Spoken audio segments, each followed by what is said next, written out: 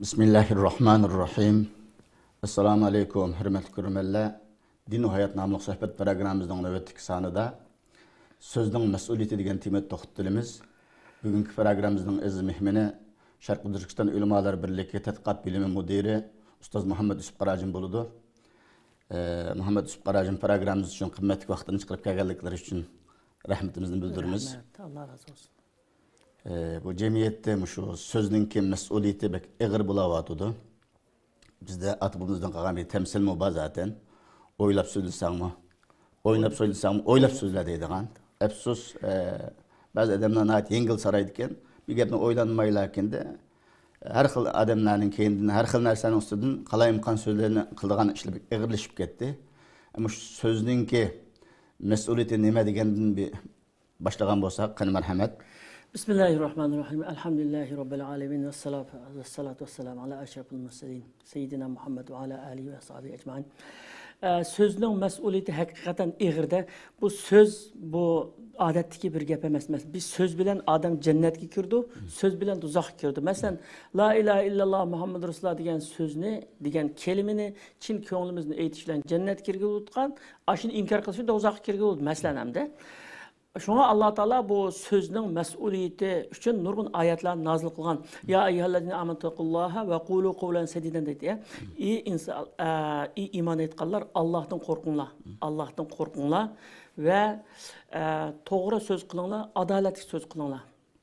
Onun için وَلَا تَحْبُ مَا لَيْسَ لَكَ بِهِ عِلْمٌ deydi.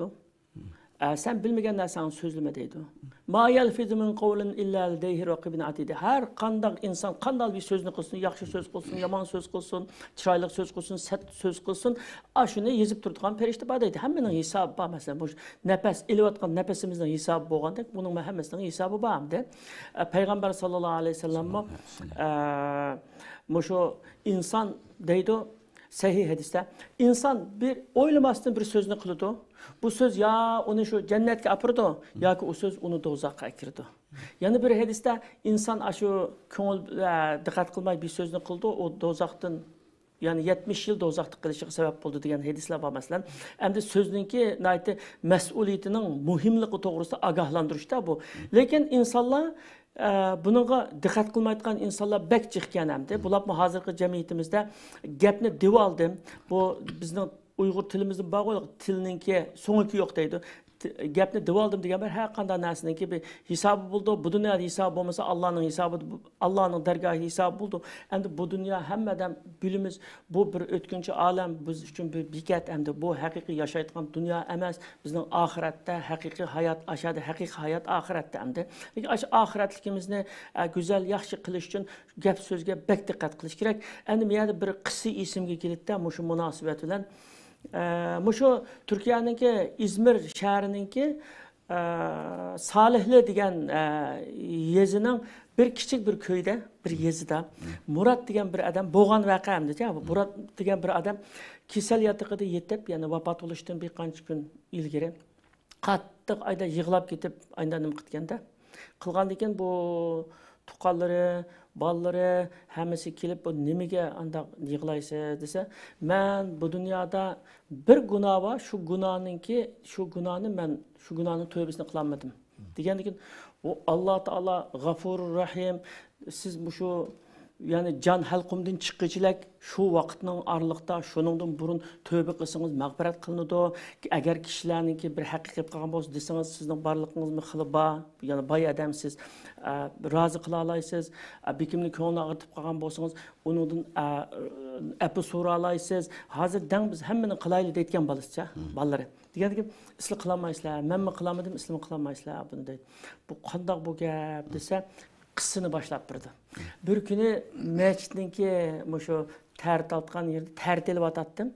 Tertilipni ben tüketey dep tuğa vaqtimda qarasam tuvaletten imam çıktı. İmam tuvaletten çıkıpla çıkattı tertama çıkattı. Bu meçhidin başka tertaltkan yeri yok. Ne tertaltkandı dep ko'nglimga bir shak tushdi aqisdan. Taratim yapağın ki aksın çıksam, ay kutlu mihrabı verip namazda okuvattı dedi. Namazda okup boğan ki ben %100 bunu teresiz namaz oku dedi. Perez kıldım. Şunu olan aşı kahve hallada iade bir bu teresiz okudu, tertamay namaz okudu diyen gapni bir yayga oturuptum. Şunu olan uzun qalmay bu imamga iqtidorli adam chiqdi deydi. O azan chiqdi, imam mechit saqlab o'tirdi, köyden hech kim kelmagan, o'zi yolg'iz namozni o'qib ketdi deydi. Yo'lda mansimi kishilarga tükürüp andan, kishi bundaqliqi salom qilsimi kurashmay, bazalda ketib basimi aqsini qilib menab aynda olib ketdi. Qilgandan o kichik köy deganda, kichik yezi deganda, oilasiga azar qilib boshqalar va shunday bir tarassiz namoz o'qigan imomning oilasi deb oilasiga azar qilib, bolalarga maktabda azar qilib aynda qilib ketgandan keyin bu ayolina chidab bo'lmay ajrashib odamdan. Men sendek adamni tumayman, meni yuzimni tushiryapting deb ajrashib ketgan. Ailesi parçalandı ekan.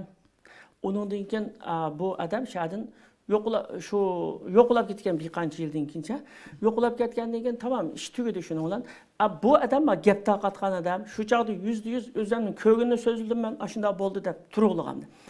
Bir qancha yildan keyin bu haramga borgan, haramga berib umr qilib kelgandan keyin qattiq zukamdab qolibdi. Zukamdab qilib og'rib qolgandan keyin shuning bilan doktor uningga ukul yozib turibdi. Ukul yozib bergandan keyin mashqqa kelishning oldida ukulini soldirib mashqqa kelib endi qon chiqdimi chiqmadi bir tekshirib o'tay deb tualetga kirib o'zini tekshirib chiqsa qon yo'q deb uni mashqqa namoz o'qig'ili kirib shu chaqda bunda o'ylabdi-da, ha, o'xshash ish yoki shu imomning shunda bo'lganmi to'la ya deb o'ylagandan keyin o'ylab to'xta men shu odamga zulm qildimmi ya deb o'ylab qolsa u imomdan so'raydi desa u odam yo'q.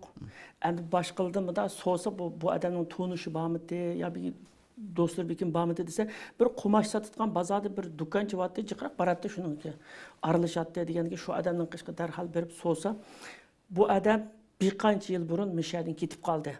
Iroq tarafga ketaman dedi. Buningdan yuzor bundaq ketganini uqmabdi.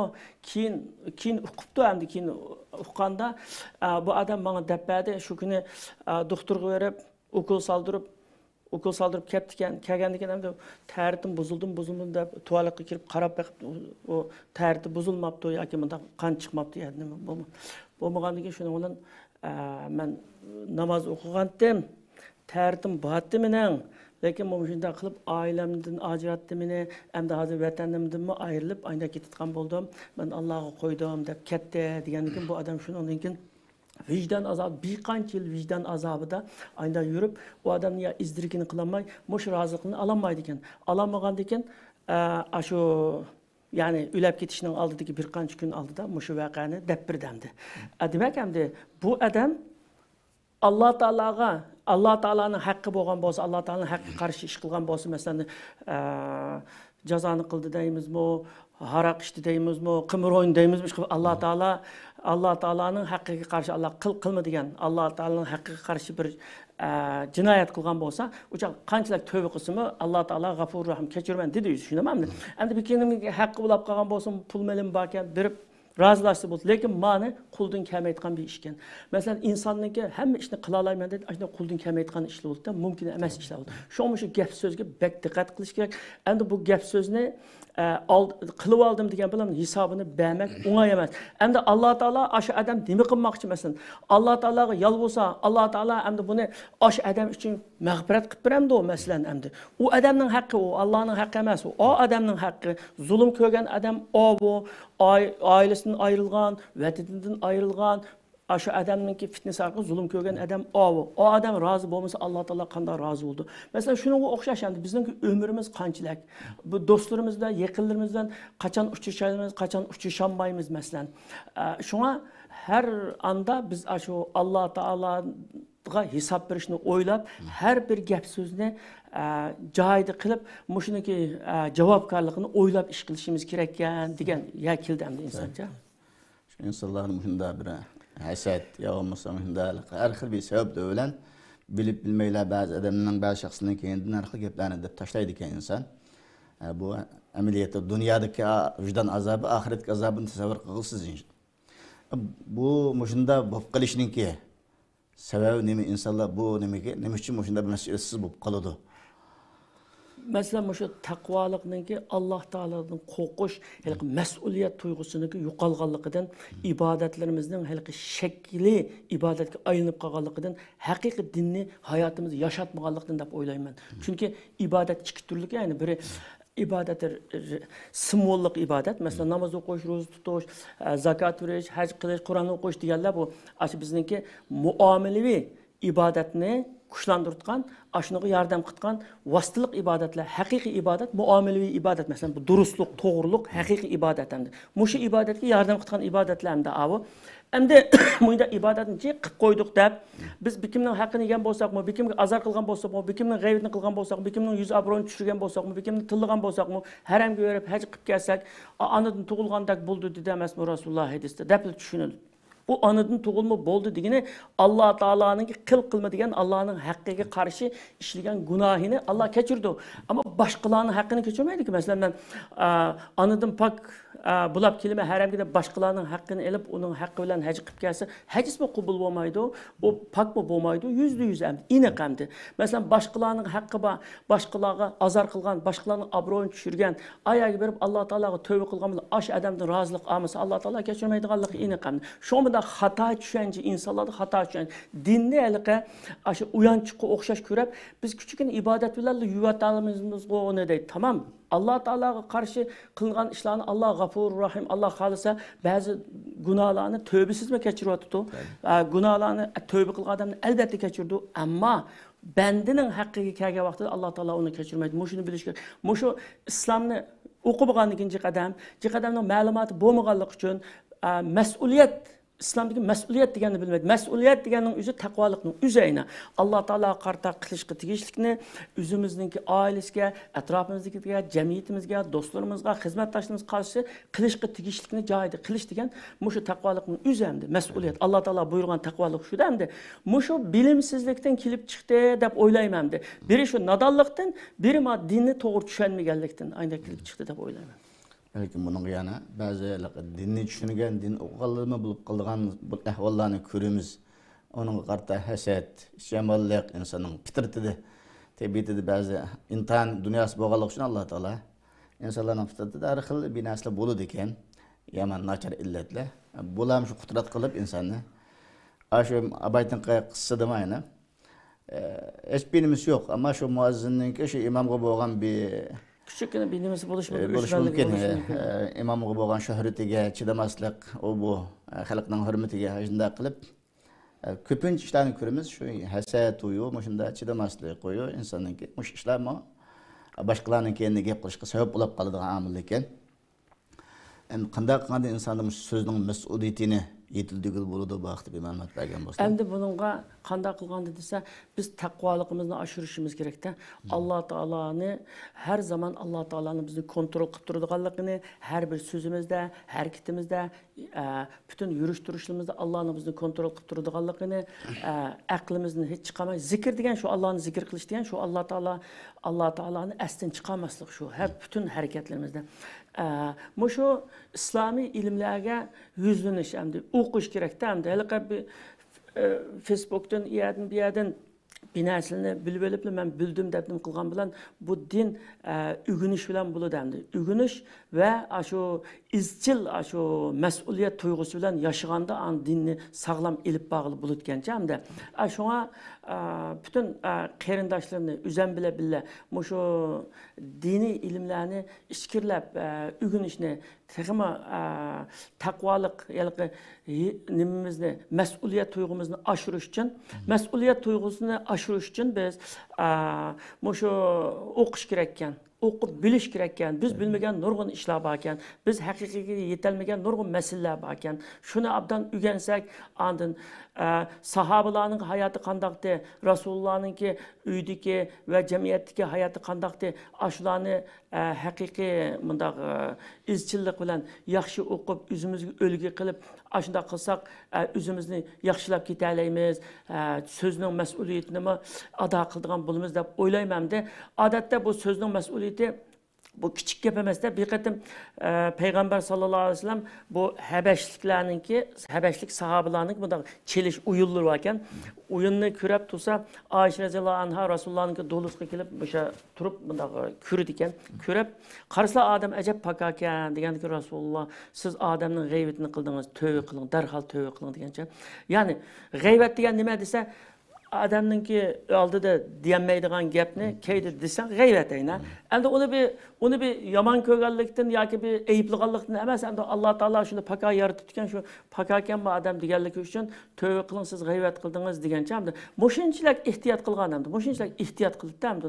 Bizda o ko'plagan musulmonlarda bunda ehtiyotsizlik degan qo'ychiq, lekin qarab turib bekimga haqorat qildigan, sababsiz bekimga haqorat qildigan, andin bekimning g'aybatni qiladigan, masalan, obro'ni tushiradigan, ish qiladigan, endi Allohga qanday hisob beraman deganni o'ylamaydi endi. Alloh taolo unutib qolmasin, 100 qatim, 1000 qatim haj qilsimi, Qur'onni necha qatim tamom qilsimi, kecha kunduz to'may namoz o'qisimi, lekin bandini rozi qilmasa, Alloh taolo unga rozi bo'lmaydi. Mumkin emas. Haliqa hadis bor-ku. Hadisi muflis deydi ayna Arapçada. Bu Peygamber sallallahu aleyhi ve sellem bir günü sahabelerden deydi.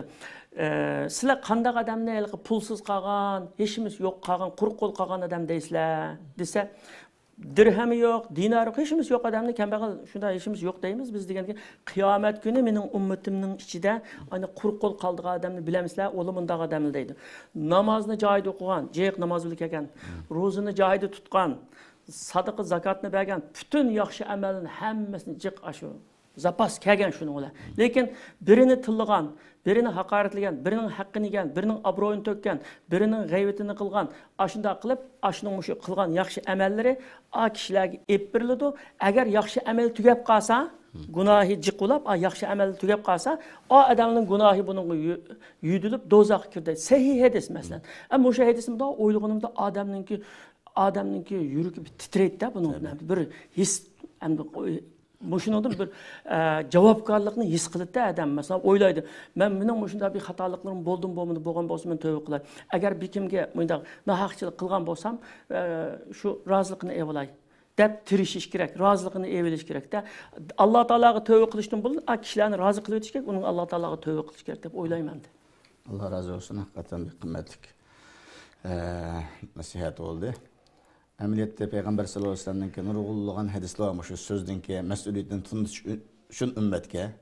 Bir hadisda Peygamber aleyhissalatu vesselam ahiretki imanıga bağlab turib, kim Allah'a ve ahiret imanı bolsa, yaxshi gap bo'lsa desin, bo'lmasa shuk tursin deydi. Yani bir hadisda Peygamber aleyhissalatu vesselam insonlar shu o'zininki tili bilan jinsi a'zosini saqlash kapolat qilsa, men jannatga kirish kapolat qilaman deydi. Yani bir hadisda Peygamber sallam ko'plagan insonlarni beşçeki dozaq ittirib yutadigan narsa mana mushu deb tilni ko'rsatgan. Bu til yomon narsa endi. Bu til so'zning mas'uliyati degan shu tilning mas'uliyati degan bo'ldi endi. O'zimizning shu tilimizdan yig'sak, nurg'ulg'an ishlardan saqlanib qoladi ekanmiz. Tilning ayna mushu tilning nima uchun bir tilda bunday gap qo'ygan, deb qo'ygan shuncha gunohi eg'ir buning desa, masalan, bir odamga bir salbiy uchurni mingizga sep qo'ydi. Bir bolalarninki yoki bir ijod qilayotgan odamning, yaxshi ish qilayotgan odamning yoki da'vatchininki yoki bir odamlarga salbiy uchurni birib qo'ygandan keyin u odamniki elqi cho'ng mingizi haqiqat bilan xiyolni ayira olmaydi ekan. Rost shundaqmidim bularman, rost shundaq salbiy yomon odammidim bular yoki men shunda bajaraksiz bir ishni qila olmaydigan odam bular deb o odamning intilishini to'sab qo'ydi ekan. Qotillik, ijodiyatning qotili. Uningdan boshqa masalan bir odamga bir haqoratni qilib qo'ysa yoki bir odamni bir ish qilib ko'ngliga keltirgan bir gapni qilib qo'ydi, qilgan odam uni deb qo'yib esidimi yo'q. Ammo o odam har qatim beshini yostiqqa qo'ygan vaqtida shuni o'ylaydi, 90 qatim beshini yostiqqa qo'ygan 90 qatim yuragi og'riydi. Mushu zulmning hisobi yo'qmi endi? Mushu zulmning hisobi yo'qmi? Kichikgina bir nimaninki tartaga vaqtida chumilini dastlab solmay deb ehtiyot qilib tartagan solih yaxshi odamlarni asarlarda ko'ramiz biz shundamamda taqvodor yaxshi odamlarni shunchalik shu bir nimagami chumilligimiz zarar yetkazib qo'ymaydi. Bu Alloh taolo hurmatli yaratgan bir inson, mayli musulmon inson bo'lsin, kofir inson bo'lsin, Alloh hurmatli yaratgan bir insonni, odam bolasini andag'iliqi haqoratlash yoki ko'zgilmaslik yoki ko'ngilni og'irtish degan Alloh taolaning dargohida eg'irga bulab mu'minni taqi. Mu'minning qini Ka'badan ulug' masalan ayna. Şuna mesela adette bir ailede değil bir ayol çeçini süpürge kılıp şunu da lezzetli tamakını kılıp ekerse bu tamakın azmeti tamak etişini bir ügülenmedin sen. Bu tamakın ya anda ulab qapti, bunda ulab qapti desa, o shunchalik ig'ir keladiki endi u. Har qatim aşı yastiqni beshini qo'ygan chog'da shuni o'ylab, shunchalik azobni, bu azobni Alloh bilan aşı ayoldan boshqa hech kim bilmaydi endi. Lekin mushunda bo'lganidan keyin Alloh taolo buning hisobini olmamdi. Masalan, endi jiqanda hayotda abi kishilar gapni qilgan odam uniga diqqat qilmay o'zi unutib qoldi. Lekin o odam 1 yildan keyin, 2 yildan keyin, 10 yildan keyin unutib qolmaydi aning qilgan nima gapini.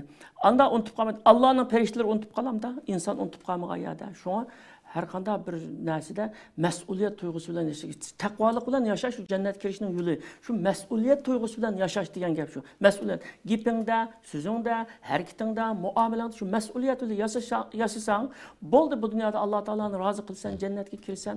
Mushu dunyoda Allohning jannatiga kirsan, yani huzur, halovatlik yashapchandi. Hörmətli görürmənlər, vaxt münasibəti bilan proqramımızı bir yerdə axırlaşdırırıq. Keyingi sallarda qayıtıb görüş ümidi bilan hər birinizlər bilan xoşlaşırıq. Xeyri xoş, salamat bulunlar. Assalamu alaykum və rahmetullahi və berekatuhu.